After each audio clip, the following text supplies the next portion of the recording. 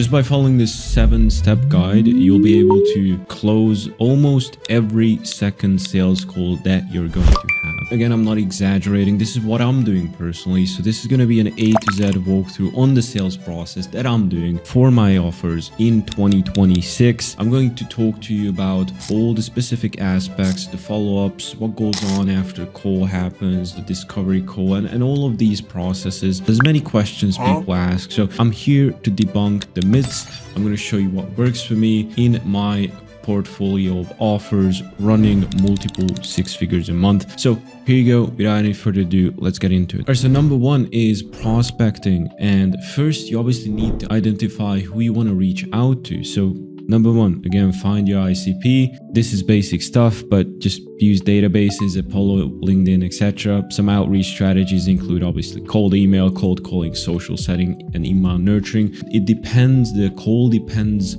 entirely where the lead is coming from. It's different for an inbound lead versus a cold call lead, and also different for a cold email lead. So once you got that figured out, you need to have a pre-call, discovery call, whatever you want to name it, qualification and pre-framing. So pre-call engagement. So send pre-call materials. So you have your leads, you have them booked. You want to make sure before the call happens, you send them materials, case studies, testimonials, explainer videos, whatever else that could help you close the deal. So qualification questionnaire could include budget. Can they afford what you're selling? Do they actually need it? Are they the decision maker to take action on that call? And are they looking for this in a timely manner? Does it burn a desire in their hearts, in their pockets? Are they losing money, sleep over that? If yes, then good, just make sure you mention that. All right, next is your discovery call, the actual diagnosis for the problem.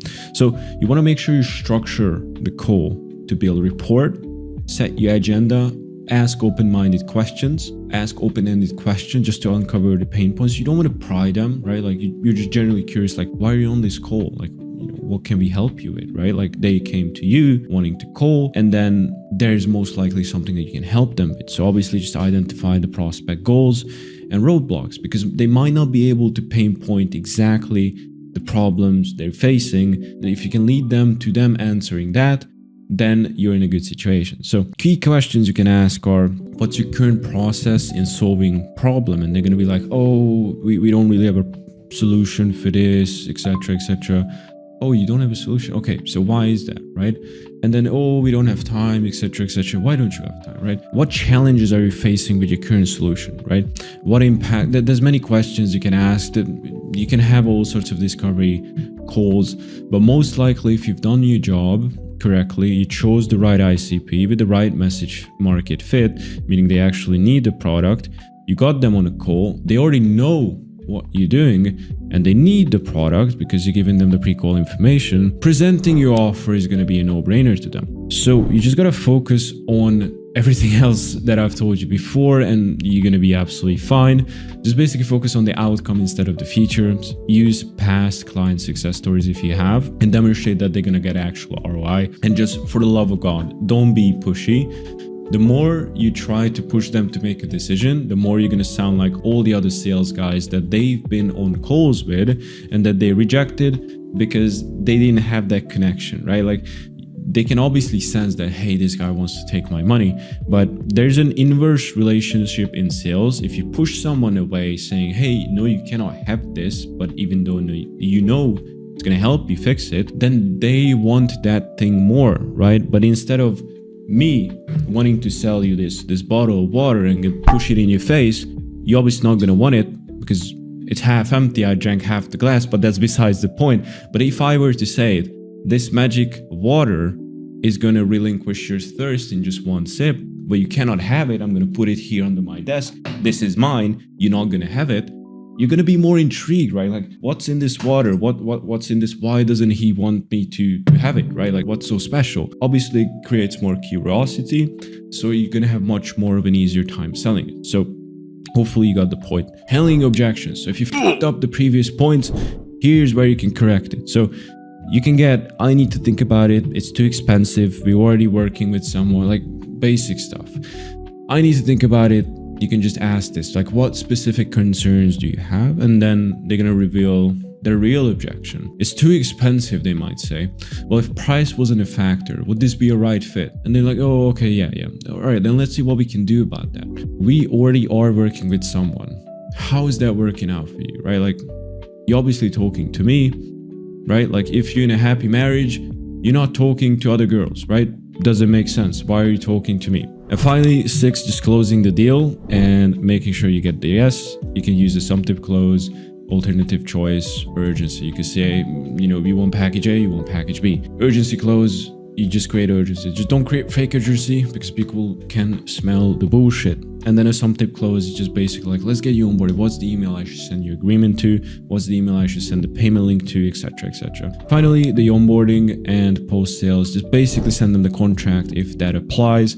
Book an onboarding call. So make sure the expectations are rightly set. And that's pretty much it. And I'll show you some tips as well. And just want to give you a little bit extra bonus just by watching it this far. So if you want, just feel free to message me. I'll give you all these documents absolutely for free.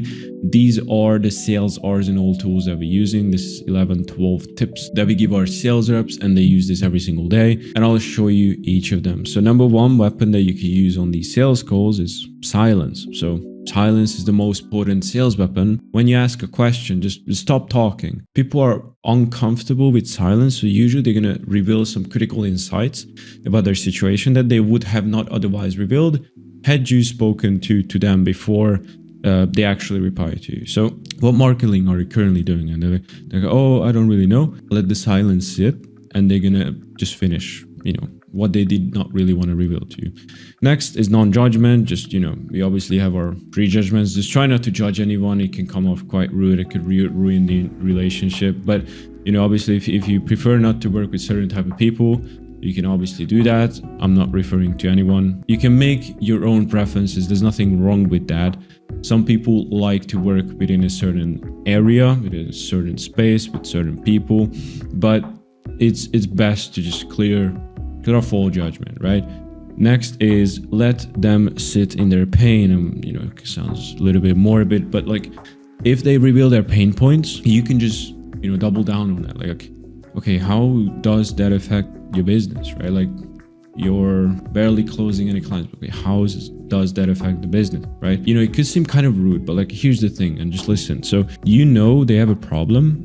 And most likely, I hope your solution is there to solve it. And that's why you want to sell them that. But most likely or not, if they say no, they're going to be in the worst pain had they gone with you, because your solution, well, again, hopefully is going to solve the problem. That's where I think most people just fail, is because their solution just quite frankly sucks and they cannot put their full weight behind it, right? Like, if you cannot scream from the rooftops like, hey, we'll do this for you. If, XYZ doesn't happen, I'll refund you all the money you paid because you believe in your service that much, then most likely just don't do this, because it's probably unethical, because your solution is not going to work. Next, unshakable confidence. Yeah, sure.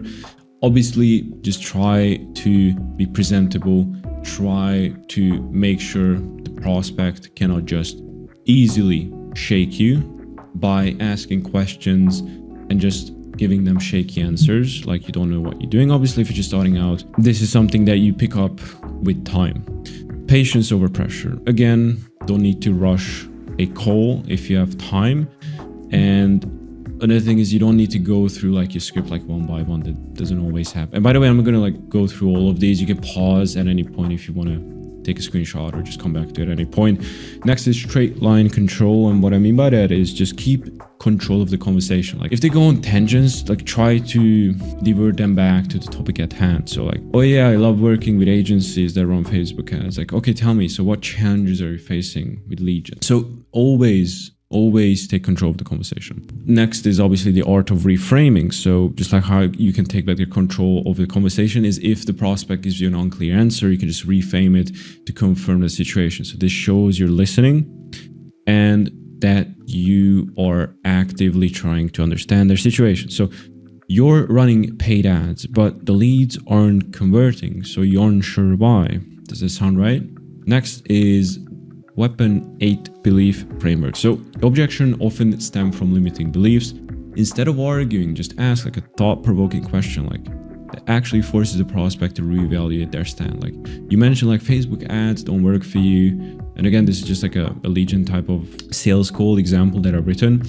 Don't work for you. What specifically didn't work, right? Like you can ask like specific questions. And if you trust yourself to obviously, know what you're doing, you can just answer with a solution. And then they're like, oh, why didn't my guy think about that? Like that makes total sense. Like you guys seem to know what you're doing. Next is diagnose, don't close. Again, this is what I mentioned. Like the more you try to, pull them in, the more you're pushing them away. Next is the power of okay. So when the prospect answers a question, just simply say okay and then move to the next. So this is like a controversial one. Some closers prefer audio-only calls as they allow deeper focus, spacing, pacing, as well as tonality. Others find video calls that build rapport faster. I prefer video calls for my team, and I have done so as well. Some people prefer audio calls, but again, you just gotta pick your own. All right, so here is the 11 tips and just a quick rundown on the A to Z sales process. Hopefully this gives you more of an understanding on what you do and why you might not be closing more of your deals. But the biggest takeaway is just make it simple and just make sure your product and everything else is dialed in. Like the whole part, the product should sell itself. And if you're trying to just pressure people into buying it, you're doing something wrong. So hopefully this makes sense, and I'll see you in the next one.